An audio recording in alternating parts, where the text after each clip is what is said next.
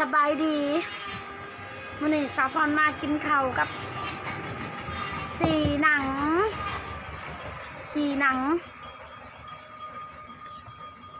มาเด้อกินข้าวทุกคน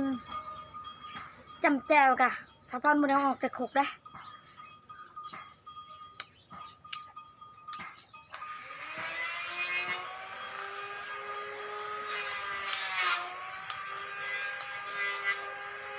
สุดยอด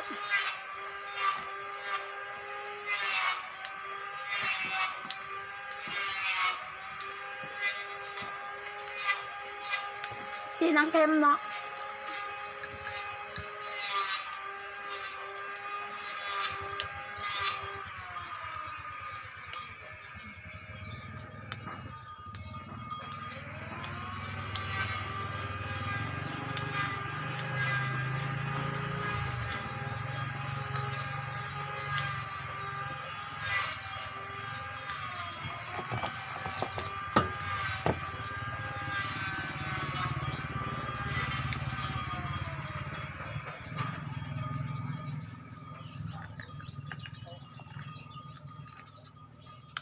แซ่บ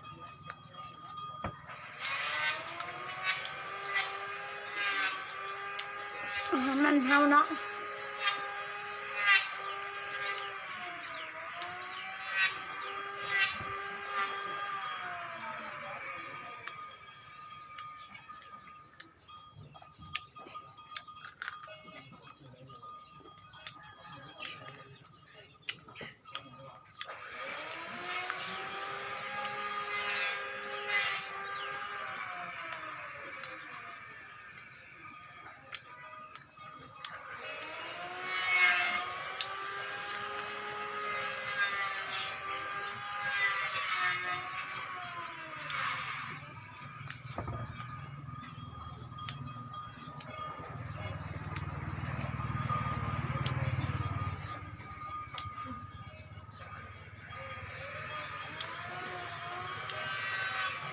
มาเลยทุกคน